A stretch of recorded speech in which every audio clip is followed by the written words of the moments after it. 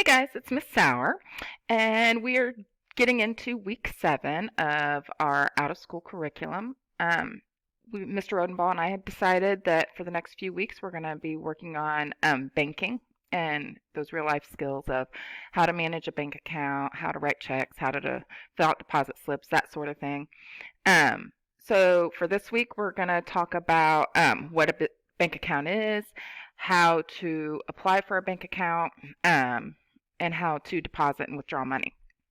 So our objectives for this week are that students will learn about bank accounts and how to apply for them to prepare to do so in their own lives when they are out on their own. And students will learn how to withdraw money and make deposits into their accounts for future use in their everyday lives.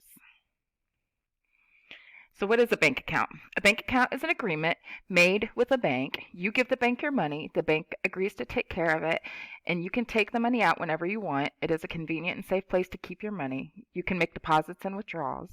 Most bank accounts include a checking account and a savings account. So those are two separate accounts.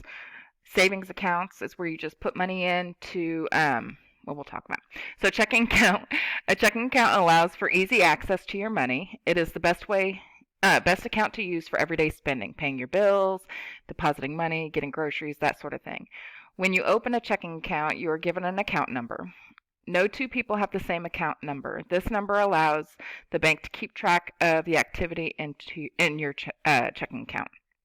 And then a savings account is used to hold your money for future use. So when you're trying to save up for future expenses, like an emergency fund in case like the car breaks down, or college fund, that sort of thing. So a savings account is used to hold your money for the future use. Regular deposits into your savings account allow you to save money for a special purchase or a special need. Money withdrawals are limited, so it's not good use for everyday money withdrawal or anything like that. It's because you will be it's just limited. They only let you withdraw so many times per month, kind of thing. And a savings account has a separate account number from your checking account. So when opening an account, before applying for a bank account, you need to gather some items. So you need identification, so like a driver's license, social security card, passport, state ID, or a birth certificate to prove that you are who you say you are. You also need a proof of an address, so you'll need like mortgage papers or lease papers or a utility bill, something that has your name with your current address. And then, but it has to be like a bill or something. And then opening deposit. To open a checking account and savings account, you need to have a minimum amount of money put into it to begin with. So, and most banks require that you deposit $25 and $100. So usually for like a savings account, you'd have to do 25 and checking maybe 100. And just understand if you withdraw too much from your checking, then you will get fined for that. So until you get money put back into where you're not in the negative numbers anymore. So make sure you're keeping close tabs of your accounts. So to apply for a banking account, you can visit your local branch to fill out an application form and present your identification and your proof of address. After filling out the form, the bank will review your information and a special credit check will be done that shows your banking history. The bank will then decide whether to approve your application. Most banks will allow you to fill out an application online. If your application is approved, you will receive papers with important information about your new account. You will be asked to sign a signature card. Every time you write a check or deposit a check, your signature will be compared to the signature on this card. Next, you will be given Next, you will give the bank your opening deposit, so the amount of money that you're going to deposit into your account. Once your account is set up and your deposit is made, you will get a set of personalized checks and deposit slips. You will also get a debit card. You may get these directly from the bank or they may be mailed to you. You will get a transaction register to keep track of the deposits and withdrawals connected to your checking account. Every month, the bank will send you an account statement that shows the activity on your checking account. And it is important to compare the bank statement with your own records to make sure there are no mistakes. So in future lessons, not this week, we will talk more about the transaction register and we'll look at examples of bank statements so you can see how to compare the two. So you make sure everything's correct. And we'll also talk about debit cards in the future as well.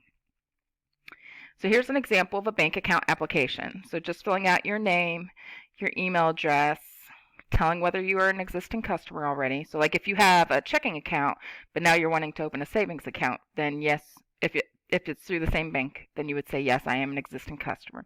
But if this is your first account with the bank, then you would put no. Then you fill in your address and tell how long you've lived there, because they want to see that you're kind of stable with your money.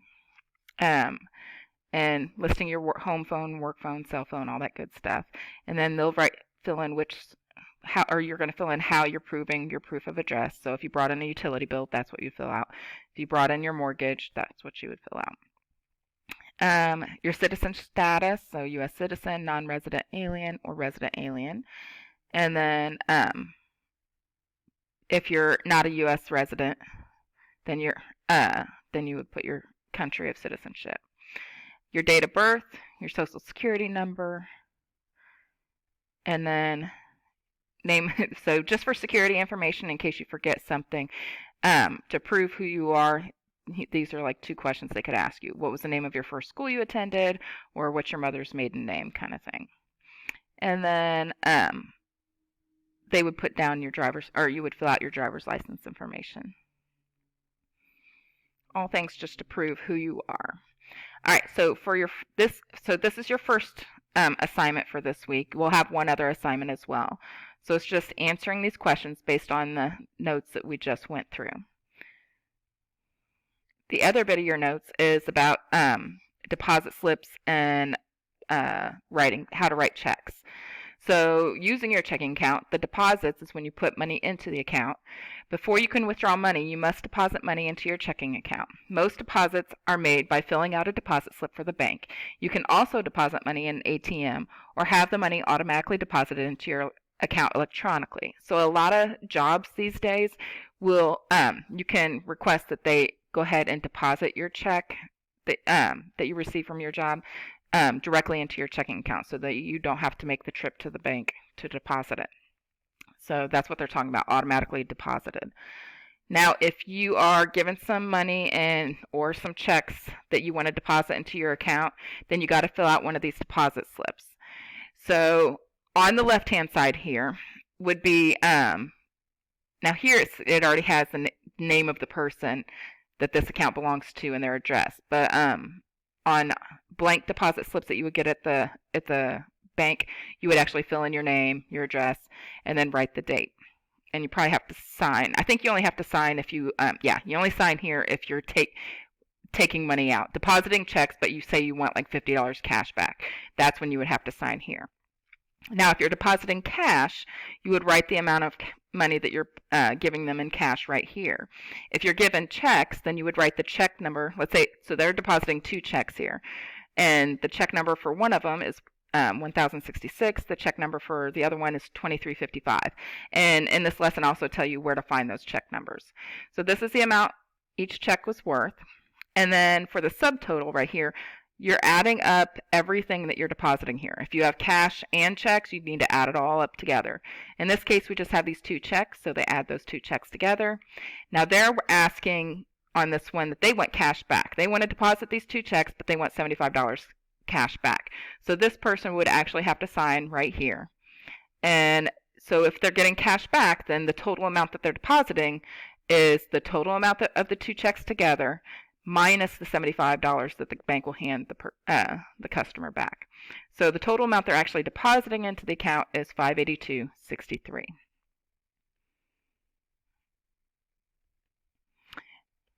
Deposit slips is a personal deposit slip. It's printed with your name, so if you will be given with your checking account when they hand you the checkbook. It has checks in it. It has some deposit slips, a personal deposit slip where it might already have that information, like your name and address, like this one has in it, and then a transaction register. So a deposit slip, the personal deposit slip, is printed with your name, address, account number, and bank routing number. It has a place to show how much in cash and or checks you were depositing, which we showed up here. And then there's room to list more checks on the back of the slip if you're doing more than 2 there. If you are just depositing checks and want some cash back, then you have to write in that cash amount that you're wanting back below that subtotal, and then subtract that from the amount you're depositing to get your total amount that you're depositing. Using your checking account. So now with checks, writing a personal check is one way to withdraw money from your checking account. So if I owe a friend $25 and I don't have any cash on me, I can write that person a check for $25. You can make purchases and pay bills by writing checks. Although a lot of bills are paid online these days, you still can pay using a check. Printed on your check is your name and address, so that would be in the top left corner.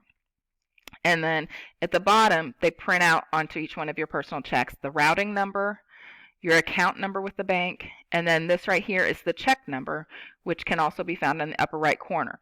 So just like on that last page where they had the check numbers right here that people gave them.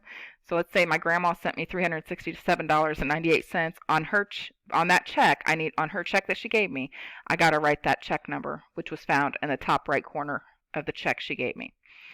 When you're writing a check, you need to write the date, today's date, whatever date that you're writing this check, who you're paying this to. So if it's at the grocery store, you would write Walmart groceries or just Walmart or ShopRite or whoever. How much the check is for, how much you're paying them goes there, and then you got to write it out in word form. So 36, and it says dollars at the end of that line there, so you don't have to write $36. You just write 36, and since this is in form of dollars, then 48 cents, you write it as a fraction, 48 out of 100. So it's like 36 and 48 1/100ths of a dollar, or dollars. So that's how you have to write those. And then you don't have to write anything here, and sometimes it will say memo here. But what that is for you is just to kind of, when you get this check back, eventually it'll come back to you in the mail from your bank, or a copy of it, or it'll be listed on your bank statement saying what you wrote the check for. This is just to remind you what you spent that money on. So like in this case, groceries. But again, that's optional to fill that part out. And then you just sign it. Saying, okay. And then, so let me just finish reading up here.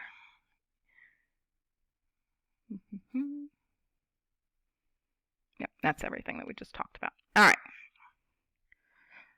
So your second assignment for this week is this sheet here, where you're given this information right here, and you're going to fill that information out onto this deposit slip to get that total at the bottom.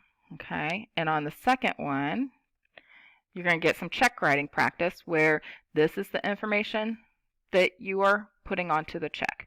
So you fill this check out right there, and then sign your name.